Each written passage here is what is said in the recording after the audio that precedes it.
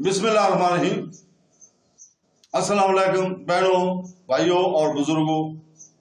इस मालूमाती और तालीमी वीडियो के जरिए इस्लाम में डेपुटेशन के साल के पीछे की अहमियत और तारीख दरियाफ्त करते हैं।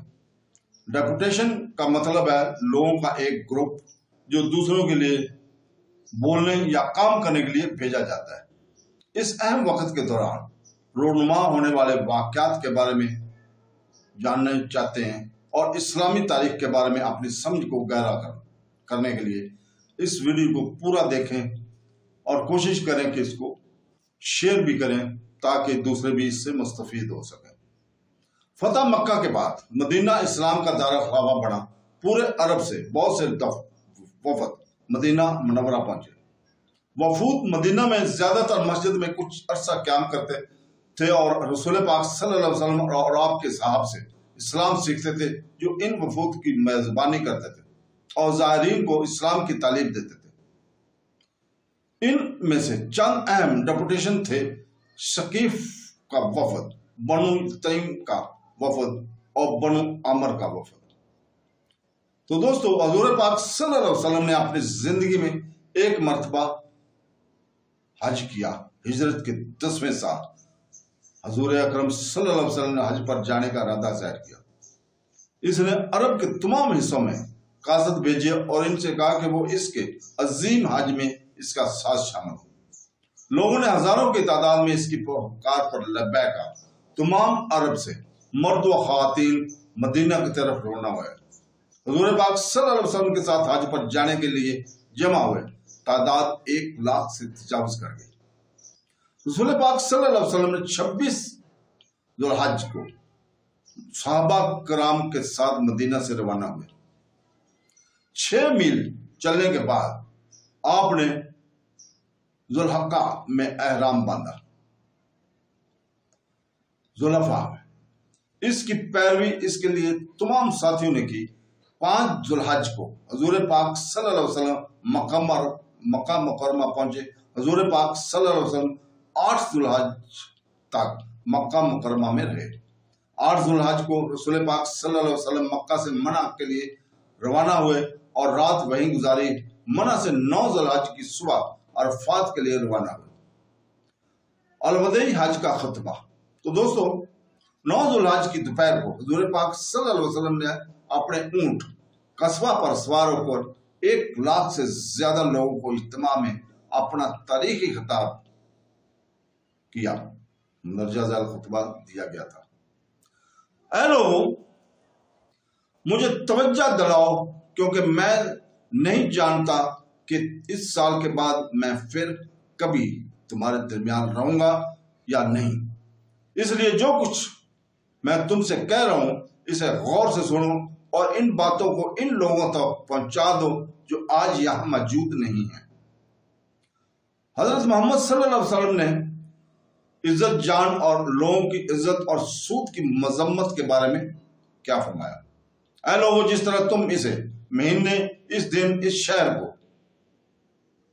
हरमत वाले समझते हो, इसी तरह हर मुसलमान की जानो माल की भी मुकद्दस अमानत समझो। जो मुसलमान आपके सुपुर्द किया गया वो इनकी हकदारों को वापस कर दे।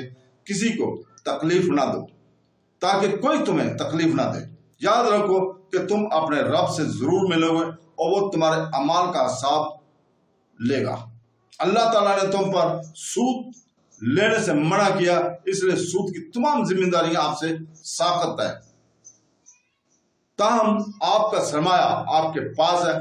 तुम ना तो किसी किस्म की नाइंसाफी करोगे और ना ही बर्दाश्त करोगे। अल्लाह ने फैसला किया है कि कोई सूद नहीं होगा। और अब्बास इब्न अब्दुल मतलब नबी करीम के चचा के तमाम सूद अब से माफ कर दिए जाएंगे। मजीद क्या, अपने दीन की हिफाजत के लिए शैतान से बचो। इसने तमाम उम्मीदें खो दी हैं कि वो कभी आपको बड़ी चीजों में गुमराह करने के काबिल हो जाएगा। इसलिए छोटी छोटी बातों में इसकी पैरवी करने से बचो। उन्होंने ख्वातीन की इज्जत के बारे में कहा। हजरत मोहम्मद सल्लल्लाहु अलैहि वसल्लम ने भी औरतों की इज्जत के बारे में इन अल्फाज से फरमाया, ऐ लोगों, یہ درست ہے کہ تمہاری عورتوں کے بارے میں تمہارے کچھ حقوق ہیں، لیکن ان کے بھی تم پر حقوق ہیں۔ یاد رکھیں کہ آپ نے انہیں صرف اللہ کی امانت اور اس کی اجازت سے اپنی بیویوں کے طور پر لیا ہے۔ اگر وہ تیرے حق کی بنیادی پابندی کریں تو ان کا حق ہے کہ انہیں کھلایا جائے اور حسن سلوک کا لباس پہنایا جائے۔ اپنی عورتوں کے ساتھ اچھا سلوک کریں اور ان کے ساتھ حسن سلوک سے پیش آئیں، کیونکہ وہ آپ کی شراکت دار اور پرعزم مددگار ہے، اور یہ تمہارا حق ہے کہ وہ کسی ایسے شخص سے دوستی نہ کرے جس سے تمہیں منظور نہ ہو، اور کسی کے ساتھ ہی کبھی بدکاری نہ کرو۔ اللہ کی عبادت اور مساوات کے بارے میں نبی نے فرمایا، حضرت محمد صلی اللہ علیہ وسلم نے ہمیشہ ایک خدا کا سبق دیا ہے، اور آپ نے ہمیشہ لوگوں کو خدا کی وحدانیت کی حقیقت سے آگاہ کرنے کی کوشش کی ہے، جو اس ساری کائنات کا واحد خالق ہے۔ اس نے اپنے آخری خطبہ میں بھی لوگوں کو اس بارے میں یاد کیا ہے۔ اے لوگو، میری بات دل سے سنو، اللہ کی عبادت کرو، اپنی 5 نمازیں پڑھے، رمضان کے روزے رکھو اور اپنے مال زکات میں دو۔ اگر تم میں استطاعت ہو تو حج کرو۔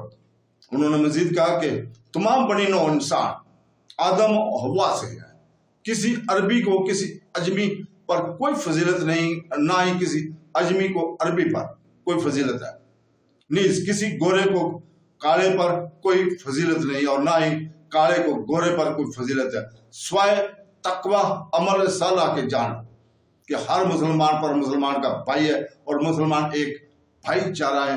کسی مسلمان کے لیے کوئی بھی چیز جائز نہیں ہوگی جو کسی بھی ساتھی مسلمان کی ہو، جب تک کہ اسے آزاد اور خوشی سے نہ دیا جائے۔ اس لیے اپنے آپ پر ظلم نہ کرو۔ یاد رکھو، ایک دن تم اللہ کے سامنے پیش ہو کر اپنے اعمال کا جواب دو گے، لہذا خبردار، میرے جانے کے بعد راہ راست سے نہ بھٹکنا۔ قرآن و سنت کے بارے میں رسول پاک صلی اللہ علیہ وسلم کے آخری الفاظ ہدایت کا ذریعہ ہے۔ وہ فرماتے ہیں، اے لوگو، میرے بعد کوئی نبی یا رسول نہیں آئے گا اور نہ کوئی نیا ایمان پیدا ہوگا، لہذا اے لوگو اچھی طرح سمجھو اور ان باتوں کو سمجھو جو میں تمہیں بتا رہا ہوں اور جو پہنچا رہا ہوں۔ میں اپنے پیچھے 2 چیزیں چھوڑے جا رہا ہوں، قرآن اور اپنی مثال سنت، اور اگر تم ان پر عمل کرو گے تو کبھی گمراہ نہیں ہوں گے۔ وہ تمام لوگ جو میری بات سنتے ہیں وہ میری باتیں دوسروں تک پہنچائیں گے اور وہ دوبارہ دوسروں تک پہنچائیں گے، اور آخری لوگ میری باتوں کو ان لوگوں سے بہتر سمجھ سکتے ہیں جو براہ راست میری بات سنتے ہیں۔ اے اللہ، گواہ رہے کہ میں نے تیری قوم تک تیرا پیغام پہنچا دیا ہے۔